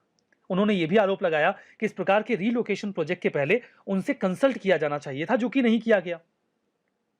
1 महीने के भीतर ही महावीर को मरा पाया गया। फॉरेस्ट डिपार्टमेंट का यह मानना था कि उनकी हत्या की गई थी। मतलब जिन लोगों को यह पसंद नहीं आया कि महावीर को रिलोकेट किया जाए सतकोसिया टाइगर रिजर्व में, उन्होंने महावीर को मार दिया। बात करते हैं सुंदरी की। सुंदरी को यह नया जंगल कुछ खास पसंद नहीं आया। उन्हें लगा क्यों ना आसपास के इलाकों में चलकर इंसानों से बातचीत की जाए, क्या पता मन लग जाए, 2-4 बातें हो जाएं। जैसा कि हमने देखा कि इंसानों को ना तो महावीर पसंद थे और ना ही सुंदरी। महावीर को तो पहले ही मार दिया गया था। सुंदरी के साथ झड़प हुई, उन्होंने एक महिला को घायल कर दिया। जिसके बाद उस महिला की मौत हो गई। निश्चित तौर पर सुंदरी ने हमला किया होगा। इसके बाद एक और व्यक्ति के ऊपर कुछ समय बाद सुंदरी ने हमला किया और उस व्यक्ति की भी जान चली गई। फिर यह फैसला लिया गया कि सुंदरी को वापस से उनके जो ओरिजिनल होम है वहां पर लाया जाएगा। सुंदरी के वापस आने के साथ ही जो रिलोकेशन प्रोजेक्ट था उसे भी बंद कर दिया गया। सतकोसिया टाइगर रिजर्व दो एडज्वाइनिंग सेंचुरीज से मिलकर बनता है, जो कि सेंट्रल उड़ीसा में आपको मिलेंगे। लोकेशन हमने देखी है, एक सतकोसिया गॉड सेंचुरी और दूसरा बैसीपल्ली सेंचुरी। एस्टैब्लिशमेंट की बात करें तो इनका 963 स्क्वायर किलोमीटर का पूरा एरिया है, जिसे 2007 में सतकोसिया टाइगर रिजर्व के तौर पर नोटिफाई किया गया। लोकेशन आपको उड़ीसा के अंगुल डिस्ट्रिक्ट में मिलेगी। यहीं से महानदी रिवर एक 22 किलोमीटर लंबा गॉर्ज बनाते हुए ईस्टर्न घाट के माउंटेन्स को काटते हुए गुजरती है। यहाँ का जो एरिया है वो महानदी एलिफेंट रिजर्व का भी पार्ट है। अगर आप बायोडाइवर्सिटी की बात करें तो यहाँ पर मिक्स्ड डेसिडुअस फॉरेस्ट मिलते हैं, जिसमें साल और रिवरीन फॉरेस्ट भी आपको दिख जाएंगे। पॉपुलेशन यहाँ पर 12 टाइगर्स की इनिशियली हुआ करती थी, हालांकि 2018 में ये संख्या काफी कम हो गई, 2 तक आ गई थी। जो रिपॉपुलेट करने का प्लान बनाया गया इस रिजर्व एरिया में, वो डेफिनेटली अच्छी तरीके से वर्क नहीं कर पाया। यहां पर हालांकि पोटेंशियल काफी अच्छा था और टाइगर की पॉपुलेशन को इंक्रीज किया जा सकता था, बट अभी तो खैर ये प्रोजेक्ट सस्पेंड कर दिया गया है। नेक्स्ट आर्टिकल हिप्निया इंडिका और हिप्निया बुलाटा के बारे में है। बड़ा अजीब सा नाम है क्या? ये दो नई स्पीसीज हैं सीवीड की। सीवीड मतलब एक प्रकार के एल्गी होते हैं। इन्हें डिस्कवर किया गया है मरीन बायोलॉजिस्ट के द्वारा, जो कि सेंट्रल यूनिवर्सिटी ऑफ पंजाब से बिलोंग करते हैं। नाम दिया गया हिप्निया इंडिका। सीवीड है यानी कि एल्गी हैं, इसमें दिक्कत नहीं होनी चाहिए। तो हिप्निया ये इसी फैमिली से बिलोंग करते हैं, इसलिए हिप्निया नाम दिया गया। इंडिका इसलिए क्योंकि इंडिया के हैं। दूसरे का नाम हिप्निया बुलाटा, क्योंकि ये जो एल्गी है वहां पर हमें ब्लिस्टर्स दिखते हैं, छाला। जैसा छाला कभी आपके पैरों को जूते काट दें या फिर आप किसी गर्म चीज को छू लें, तो वैसा कुछ हमें इनके स्किन पर देखने को मिलता है इस एल्गी के, इसीलिए इसका नाम ब्लिस्टर से मिलता जुलता ही बुलाटा रख दिया गया है। ये हिप्निया जीनस से बिलोंग करते हैं, इसलिए दोनों का नाम हिप्निया ही रखा गया है। इन्हें समटाइम्स रेड सीवीड भी कहा जाता है। हिप्निया इंडिका को डिस्कवर किया गया है कन्याकुमारी, जो तमिलनाडु में है, वहां से। At the same time Somnath Pathan और शिवराजपुर, जो गुजरात के हैं, वहां से भी मिला है ये। हिप्निया बुलाटा की बात करें तो ये कन्याकुमारी से तो मिला ही है, एट द सेम टाइम जो दीव आइलैंड है, दमन एंड दीव का, वहां से भी मिला है। ये देखिए जो इंटरटाइडल रीजन है कोस्ट का, वहां पर अच्छी तरीके से ग्रो करते हैं। इंटरटाइडल रीजन से हमारा मतलब ऐसे रीजन से है जहां पर जब हाई टाइड आता है तो एरिया सबमर्ज हो जाता है, लेकिन लो टाइड के समय ये एरिया फिर से पानी के ऊपर आ जाता है। आर्टिकल अफ्रीकन फॉरेस्ट एलिफेंट्स के बारे में है। IUCN यानी कि international union for conservation of nature ने अभी अफ्रीकन फॉरेस्ट एलिफेंट्स को क्रिटिकली इंडेंजर्ड और सवाना एलिफेंट्स को इंडेंजर्ड डिक्लेयर किया है। दैट्स वाई ये न्यूज़ में आए। हम अफ्रीकन फॉरेस्ट एलिफेंट्स की बात करें तो ये लैंड पर रहने वाला सबसे बड़ा जीव है। एशियन एलिफेंट्स जो एशिया में पाए जाते हैं, उनके साथ अगर इनकी तुलना करें तो ये कंपैरेटिवली बड़े होते हैं। एशियन एलिफेंट्स के जो कान होते हैं वो छोटे और गोल होते हैं, जबकि अफ्रीकन एलिफेंट्स के बहुत ही बड़े कान होते हैं। एलिफेंट्स में मैट्रियार्की चलती है, मतलब ये है जो फीमेल एलिफेंट होती हैं वो ग्रुप को लीड करती हैं। यूजुअली जो सबसे बड़ी एलिफेंट होती हैं वही इस पूरे ग्रुप को लीड कर रही होती हैं। इन्हें कीस्टोन स्पीसीज के रूप में भी रिकॉग्नाइज किया जाता है, मतलब उस पूरे इकोसिस्टम में इनका एक बहुत ही इंपॉर्टेंट रोल होता है। कहाँ पाए जाते हैं? सब सहारन अफ्रीका में जो सवाना का रीजन है वहाँ पर ये आपको मिल जाएंगे। जैसे ये पूरा सहारा का एरिया है, तो ये जो सब सहारन रीजन है यहाँ पर ये आपको मिल जाएंगे। Eight the same time central और वेस्ट अफ्रीका के जो रेन फॉरेस्ट हैं, ये जो ग्रीन कलर का एरिया आपको दिख रहा है, यहाँ पर भी ये एलिफेंट्स आपको मिलेंगे। इनके 2 टाइप्स होते हैं, जैसे पहले बात की गई। अफ्रीकन सवाना एलिफेंट ये कंपैरेटिवली बड़े होते हैं, सब सहारन अफ्रीका वाले रीजन में मिलेंगे। इन्हें इंडेंजर्ड डिक्लेयर किया गया। अफ्रीकन फॉरेस्ट एलिफेंट ये सवाना एलिफेंट्स की तुलना में थोड़े छोटे होते हैं, सेंट्रल और वेस्ट अफ्रीका में पाए जाते हैं, क्रिटिकली इंडेंजर्ड डिक्लेयर किए गए हैं। हमारा अगला आर्टिकल है हैवी मेटल्स के बारे में। अब जो हैवी मेटल्स हैं ये वाटर में पोल्यूशन करते हैं, और जो गंगा का पानी है इसमें स्टडी के दौरान पाया गया कि जो कोविड-19 का ये जो समय चल रहा है इसमें हैवी मेटल की जो मात्रा है वो काफ़ी कम हो गई। अब इसकी वजह क्या है ये समझें तो इंडस्ट्रियल वेस्ट जो डायरेक्टली जाता था गंगा के पानी में, उसकी वजह से हैवी मेटल्स की मात्रा बढ़ जाती थी। अब चूंकि जब ये इंडस्ट्रीज बंद हैं कोविड की वजह से, तो ये जो इंडस्ट्रियल वेस्ट है या जो इंडस्ट्रियल पॉल्यूटेंट्स हैं वो गंगा के पानी में नहीं जा रहे हैं, जिसकी वजह से हैवी मेटल जो है वो कम प्राप्त हुआ। इसके अलावा जो एग्रीकल्चरल रन ऑफ है या डोमेस्टिक सीवेज जो है वो तो बाकायदा ऐड होता रहा, लेकिन बस इंडस्ट्रियल वेस्टेज का इसमें कमी आ गई, जिसकी वजह से हैवी जो पॉल्यूटेंट्स है, हैवी मेटल पॉल्यूटेंट्स है वो कम पाए गए। ज़रा सी हम बात करें हैवी मेटल्स के बारे में तो इनकी डेंसिटी बहुत ज़्यादा होती है और इनके कुछ नाम है वो आप ज़्यादा अच्छे से याद रख लें, जैसे कैडमियम है, आर्सेनिक है, मरकरी है, ये सारे हैवी मेटल्स में आते हैं। अब डेंसिटी कितनी ज़्यादा, तो यहाँ पर बताया जा रहा है कि 5 ग्राम प्रति सेंटीमीटर क्यूब, मतलब ये सेंटीमीटर क्यूब वॉल्यूम हो गई, ये आपका मास हो गया, और density equals to mass upon volume. तो अगर इस तरीके से अगर निकाला जाए तो आपको पता चलेगा ये मेटल हैवी है या नहीं है। इंसानी कारण देख लें, एंथ्रोपोजेनिक सोर्सेज जो हैं उनके बारे में बात करें तो इंडस्ट्रियल और डोमेस्टिक वेस्ट है, एग्रीकल्चर और लाइफ स्टॉक, या फिर जो ट्रांसपोर्ट में जो इमिशंस होते हैं, जो धुआं वगैरह निकलता है गाड़ियों से, ट्रेनों से और सारी तमाम जो व्हीकल्स हैं उनसे, वो हो जाता है। नेचुरल कॉजेज भी हैं, चाहे ज्वालामुखी की बात करें या फिर जो मेटल इवेपोरेशन होता है सॉइल से या वाटर से, जो मिक्स होते हैं ना सॉल्ट पानी में या सॉइल में, वो एवेपोरेट होते हैं, सॉइल का एरोजन, और जो जियोलॉजिकल वेदरिंग होती है, जो रॉक्स होते हैं उनकी जब वेदरिंग होती है तो उनमें से भी ये हैवी मेटल्स जो हैं वो रिलीज होते हैं। तो ये 2 कॉजेज हमने नेचुरल और मैनमेड देख लिए। आप देखें जो मेजर रिवर्स हैं उनमें आपको हैवी मेटल देखने मिलेंगे, एक से ज़्यादा हैवी मेटल्स देखने मिलते हैं, और ये हमारी ब्यूरो ऑफ इंडियन स्टैंडर्ड्स ने अपनी स्टडी में बताया है, जिसमें बात करी जाती है नॉन मानसून जो पीरियड है, बारिश के समय पे अलग हैवी मेटल्स मिलेंगे और जब बारिश नहीं होती तो आप अलग मिलेंगे, जैसे लेड, कैडमियम, निकल, क्रोमियम और कॉपर मिलते हैं जब बारिश नहीं है नॉन मानसून सीजन में, और मानसून सीजन में आपको आयरन, लेड, क्रोमियम और कॉपर मिलने वाले हैं, और ये बहुत ज़्यादा मात्रा में होते हैं, जो टॉलरेंस लिमिट है उससे कहीं ज़्यादा मात्रा में मिलते हैं।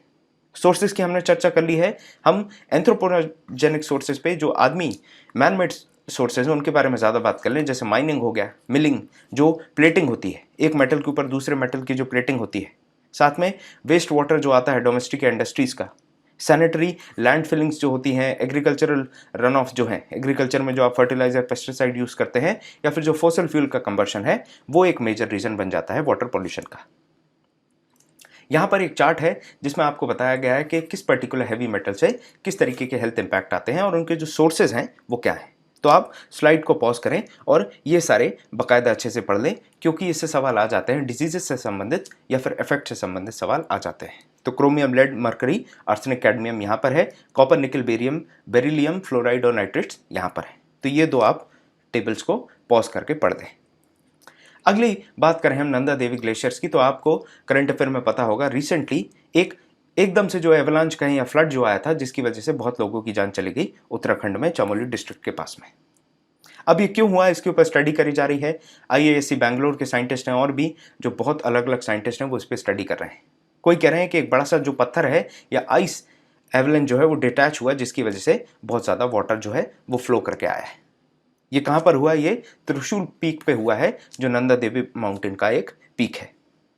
थोड़ी सी हम बात करें कि अभी तक क्लियर नहीं हो पाया कि ये किस वजह से है। एक तरफ कहा जा रहा है इस सब ग्लेशियल लेक की वजह से, जो कॉमनली डेवलप हो जाता है ग्लेशियर के आसपास के जो चैनल हैं वहाँ पर एक लेक डेवलप हो जाता है, एक तरफ कहा जाता है उसकी वजह से है, और दूसरी तरफ दूसरी जो स्टडी हैं वो कह रही हैं कि ग्लेशियर लेक आउटबस्ट की वजह से ये नहीं हुआ है, इसकी पॉसिबिलिटी नहीं है। तो अभी तक क्लियर नहीं हो पाया कि क्या रीज़न है इस चीज़ का। इंपॉर्टेंट है यहाँ पर नंदा देवी ग्लेशियर। ये जो नंदा देवी ग्लेशियर है ये 2nd हाईएस्ट माउंटेन है कंचनजंगा के बाद, ये इंपॉर्टेंट बात हो जाती है हमारे लिए। साथ में ये जो नंदा देवी ग्लेशियर का जो एक कैचमेंट एरिया है, ये आपका ऋषिगंगा का जो एरिया आता है उसके अंदर आएगा। 690 स्क्वायर किलोमीटर्स का ये पूरा एरिया होने वाला है। यहाँ पर ग्लेशियर्स के नाम इंपॉर्टेंट हैं क्योंकि 2019 में आपको पता होगा अगर, तो सवाल सीधे पूछे गए थे यमुना से संबंधित कि कौन सा ग्लेशियर से कौन सी रिवर ओरिजिनेट करती है। हो सकता है इस बार इस तरीके से ग्लेशियर के नाम पूछ लिए जाएं। यहाँ पर आप देख लें बीटर तोली, कुनूतोली, Nanda Devi north, Nanda Devi south, नंदकना, रॉथ bank, दक्षिणी ऋषि बैंक और त्रिशूल, ये जो ग्लेशियर का नाम है एक बार आप रीडिंग मान लें। बात है यहाँ पर ये चमोली डिस्ट्रिक्ट कहाँ है, तो ये जो गढ़वाल हिमालयस हैं वहाँ पर ये पड़ता है उत्तराखंड में। ऋषिगंगा वैली वेस्ट में है इसके, और गौरी गंगा वैली जो है वो ईस्ट में है। ये ग्लेशियर जो है ये नंदा देवी सेंचुरी में है और ये जो ड्रेन करेगा ऋषि गंगा में करेगा। ऋषि गंगा आगे जाएगी धौली गंगा में मिलेगी और धौली गंगा आगे जाके अलकनंदा में मिलती है विष्णु प्रयाग में, और यहीं पर इनका जो मिलन हो जाता है। यहाँ तक आपको क्लियर होना चाहिए। ये एक और एक्स्ट्रा इन्फॉर्मेशन है जो इतनी इंपॉर्टेंट नहीं है कि 37 साल पहले यहाँ पर ग्लेशियर था जो कि 26 स्क्वायर किलोमीटर में फैला था, जो अभी रिमूव हो चुका है और ये भी स्टडीज के बाद पता चला है। नंदा देवी बायोस्फीयर रिजर्व की जानकारी ले लें आप, तो यहाँ पर वैली ऑफ फ्लावर और नंदा देवी जो बायोस्फीयर रिजर्व है वो यहाँ पर है। ये एक ट्रांजिशन जोन की तरह काम करता है ग्रेटर हिमालयस और जास्कर रेंजेस के बीच में। यहाँ पर आपको रिजर्व फॉरेस्ट भी मिलने वाले हैं, कम्युनिटी फॉरेस्ट भी मिलने वाले हैं, एग्रीकल्चरल लैंड है, अल्पाइन मैडोज और स्नो कवर्ड एरियाज भी हैं। तो मतलब काफ़ी वैरायटीज आपको यहाँ पर देखने मिलती हैं। यहाँ की स्पीशीज़ के बारे में बात करें तो ब्लैक बियर है, brown bear, musk deer, blue sheep, snow leopards, ये सब भी मैमल्स यहाँ पर देखने मिलते हैं। लोकल कम्युनिटीज़ दो हैं, बूटियाज एंड इंडो आर्यंस। ये बूटियाज जो हैं ये इंडो मंगोलाइट्स हैं। इनका जो फीचर्स होते हैं राउंड फेस होगा और स्किन जो होती है थोड़ी सी येलोइश होती है। अगली खबर है जियोथर्मल एनर्जी के बारे में। तो जियोथर्मल एनर्जी का एक प्लांट बनाने की बात करी जा रही है लेह में। ये जो प्लांट है ये पूगा डिस्ट्रिक्ट में बनाया जाएगा ईस्टर्न लद्दाख में। ये प्लांट जो है ये ONGC बनाने वाली है और 100 मेगावाट इससे एनर्जी प्रोड्यूस होगी। इंपॉर्टेंट ये है कि जियोथर्मल एनर्जी क्या होती है। तो अर्थ के अंदर in the form of heat जो एनर्जी स्टोर्ड होती है वो जियोथर्मल एनर्जी होती है। अब उसको आप एक्सट्रैक्ट कैसे करेंगे? मान के चलिए अंदर के जो पत्थर हैं वो गर्म है, तो उनको एक्सट्रैक्ट करने के लिए, उनकी एनर्जी को एक्सट्रैक्ट करने के लिए आप इनमें पानी डालेंगे और पानी से जैसी स्टीम बनेगा आप उस स्टीम से टरबाइन चला लेंगे। तो इस तरीके से ये एनर्जी प्राप्त करी जाती है। ये एनर्जी ओरिजिनेट कैसे होती है? हो सकता है रेडियो एक्टिव डिके की वजह से, सोलर एनर्जी को एब्जॉर्ब करने की वजह से। तो इसके रीजंस अलग अलग हो सकते हैं किस तरीके से जियोथर्मल एनर्जी यहाँ पर जनरेट हुई है। बात यहाँ पर यह आ जाती है कि हम एक्सट्रैक्ट कैसे करेंगे एनर्जी को। तो जो भी एरिया हॉट है उसमें अगर आप पानी को पंप करेंगे वो स्टीम बनेगा, तो सीधा सीधा तरीका है स्टीम से टरबाइन घुमा दीजिए। दूसरा तरीका यहाँ पर बताया जा रहा है कि एक साइक्लिक सिस्टम बनाया जाएगा, पानी को गर्म करा जाएगा, फिर उसमें से स्टीम बनेगी, फिर उसको एक साइकिल में घुमाया जाएगा, जब पानी ठंडा होगा तो फिर उसको अंदर भेज दिया जाएगा। ये हो गया आपका फ्लैश स्ट्रीम प्लांट। तीसरा जो है वो है बाइनरी साइकिल, जिसमें एक अलग तरीके के सब्सटेंस को यूज़ करा जाता है। गर्म पानी की हीट लेके वो सब्सटेंस एक्सपैंड होगा, वो स्टीम बनेगा और वो टरबाइन को घुमाएगा। तो इस तरीके से 3 सिस्टम हो गए जिससे हम जियोथर्मल एनर्जी एक्सट्रैक्ट कर सकते हैं। जियोथर्मल एनर्जी की बात करें तो जियोलॉजिकल सर्वे ऑफ इंडिया ने बताया है कि 350 ऐसी साइट्स हैं जहां से आप जियोथर्मल एनर्जी को एक्सट्रैक्ट कर सकते हैं और टोटल पोटेंशियल है लगभग 10,000 मेगावाट का। तो अच्छा खासा पोटेंशियल है इंडिया में, जिसमें कुछ लोकेशंस इंपॉर्टेंट हैं। हिमालय के इलाके में लद्दाख, मणिकरण, तपोवन, सोहाना जो हरियाणा में है, और राजस्थान के आसपास के कुछ इलाकों में भी इंपॉर्टेंट साइट्स हैं इस तरीके की। वेस्टर्न कोस्ट में महाराष्ट्र, कैम्बे में खंबात हो गया। उसके बाद सोन, नर्मदा और तापी का जो इलाका है वहाँ पर भी बहुत सारी ऐसी जियोथर्मल साइट्स हैं। तातापानी, अनोसोमोनी, गोदावरी में मनुगुरु और महानदी में बकरेश्वर, ये भी जगहें हैं जहाँ पर जियोथर्मल एनर्जी एक्सट्रैक्ट करी जा सकती है। जनरेशन का अच्छा खासा पोटेंशियल है। तो आज के इस सेशन में बस इतना ही। Thank you very much.